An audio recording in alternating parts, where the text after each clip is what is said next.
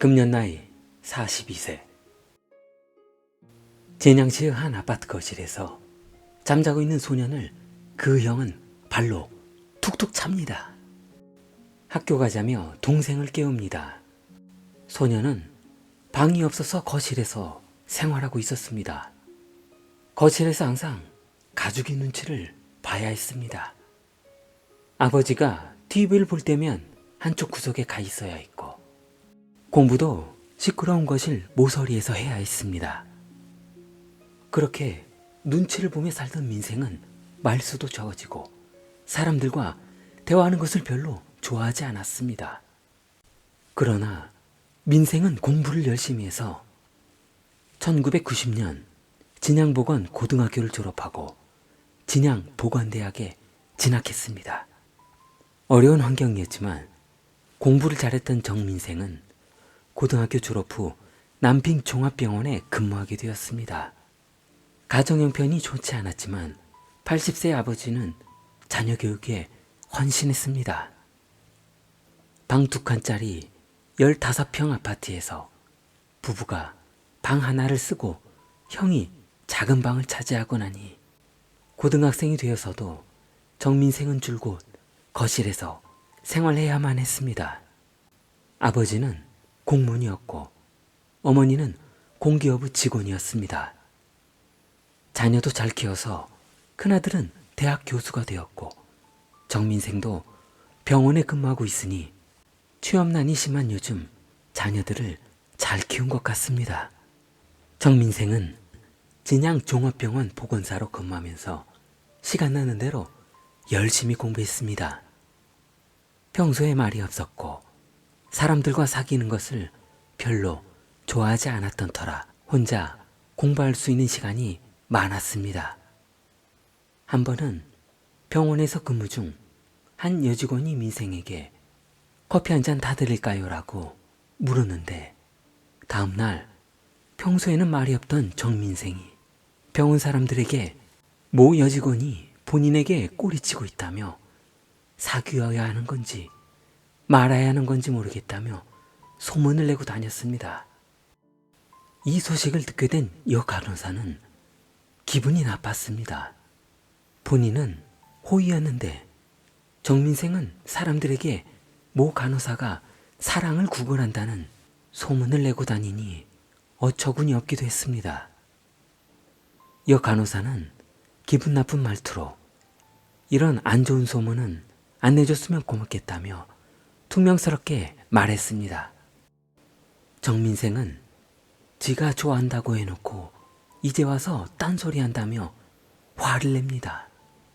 여직원들 사이에 민생에 대한 소문은 빠르게 퍼져나갔고 여직원들은 민생을 경계하기 시작했습니다. 그러나 병원에서는 이런 사실을 알 리 없는 신입 여직원들 역시 정민생에게 호의를 베풀었다가 상처만 받는 사건이 발생했고 그렇게 여직원들은 호의 한번 잘못 베풀었다가 자존심이 상할 정도의 끼 있는 여자로 소문나는 것이 수치스러웠습니다. 사건이 수십 차례 일어나는 과정에서 정민생은 은근히 여성을 혐오하기 시작했습니다. 본인들이 좋아한다고 할 때는 언제고 이제 와서 나를 병신 취급해? 라며 민생은 중얼거렸습니다. 그로부터 몇 년 뒤 민생은 열심히 공부한 덕에 진양 의과대학에 진학하게 되었습니다. 정민생은 이제 외과 의사가 되었습니다. 민생은 진양병원에 사직서를 제출하고 개인병원을 개원하게 되었습니다. 개인병원을 개원한 정민생의 보수는 보건직으로 근무할 때에 비하면 3배 정도는 더 벌게 되었습니다. 어렸을 적 방 한 칸이 없이 거실에서 생활하던 그런 서러움은 모두 사라졌습니다. 눈치를 많이 보며 살았던 민생은 대인 혐오감이 있어 어려서부터 어른에게 인사를 단 한 번도 해본 적이 없다고 합니다. 예전에는 주위 사람들이 본인을 무시하고 그렇게 피해 다녔는데 돈과 의사라는 직업이 생기다 보니 실제로 여성들의 대쉬가 이어지고 있었습니다. 이제 수십 명의 여성들이 정민생에게 관심이 있었습니다. 병원의 간호사 중에서도 정민생에게 호감을 가지고 있는 직원이 있었습니다. 그러나 정민생을 만났던 여성들은 모두 하나같이 얼마 못 가 헤어지고 말았습니다. 스토커 성향이 강했던 그는 교제하는 여성의 일거수일투족을 알아야만 했고, 부담이 크고 무서웠던 여성들은 민생과 헤어질 수밖에 없었습니다. 그렇게 여자친구와 헤어지고 나면 혼자서 중얼거렸습니다. 지들이 좋다고 할 땐 언제고 이제 와서 싫다고 그런다며 중얼거렸습니다. 민생은 병원에서 수입이 많아진 만큼 씀씀이도 커졌습니다. 더 많은 돈이 필요했던 그는 환각을 요구하는 환자에게 환각약을 주사하기 시작했습니다. 그렇게 많은 돈을 벌게 되었지만 결국 사건이 터지고 말았습니다. 2009년 민생은 의료사고가 발생되어 결국 의사 자격을 박탈당하고 맙니다. 개인 병원도 문을 닫았고 돈은 벌어야 하는데 우갈 데는 없고 결국 인근 화학 공장인 간호조무일을 하며 공장에서 일하게 되었습니다. 민생은 개인 병원 원장 시절 환자로 만난 유부녀가 있었는데 두 사람 관계는 환자 이상으로 발전되었습니다. 그녀와 수년 동안 내연 관계로 지내고 있다가 병원이 문을 닫자 내연녀와 만나는 시간이 일정하지 못했던 민생은 유부녀와 불륜 관계를 이어가던 중 4살 연상이었던 여자친구에게 들키고 말았습니다. 참을 수 없었던 여자친구는 민생에게 이별을 통보했고 민생은 또다시 분노가 치밀었습니다. 괴로웠던 민생은 마작방에 드나들게 되었습니다. 시간도 잘 가고 외롭지 않았기 때문입니다. 그러나 민생은 마작방에서 돈을 잃자 욱하는 성질이 생겼습니다. 순간 여자친구에 대한 안 좋은 감정이 폭발했고 맥주병을 한 손에 집어든 후 마작 테이블에 내리쳤습니다. 마작방은 순식간에 난리가 났고 손님들은 혼비백산하며 도망갔습니다. 민생은 깨진 병을 한 손에 들며 내 돈 내놓지 않으면 모두 죽이겠다고 소리칩니다. 그렇게 민생은 마작방에서 쫓겨났고 여자 때문에 망가진 본인의 인생이 원망스럽습니다.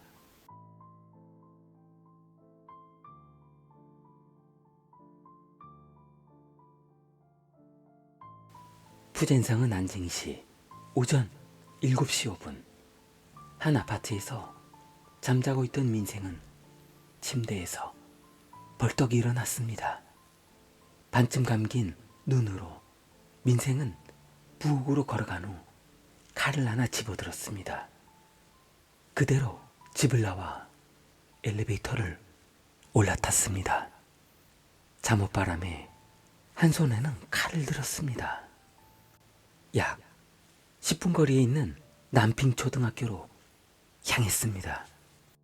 민생은 남핑초등학교 입구에 도착했고 학생들은 잠옷바람으로 나온 아저씨가 신기할 뿐이었습니다. 잠옷 입은 아저씨가 신기한 듯 피식피식 웃는 아이들도 있었습니다.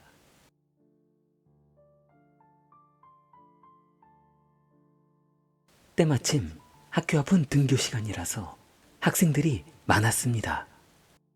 학부모의 차에서 내리는 학생, 건널목을 건너오는 학생, 그리고 사뿐사뿐 뛰어오는 여학생. 민생은 등교하는 학생들 중 여학생 가방을 뒤에서 잡았습니다. 그리고 난도질했습니다. 이 광경을 지켜본 학생들은 겁에 질렸고 발걸음이 떨어지지 않는 바로 앞 학생을 또다시 난도질했습니다. 소리 지르며 도망가는 여학생들을 쫓아가 칼로 찔렀고 그렇게 8명 아이들을 순식간에 죽였습니다.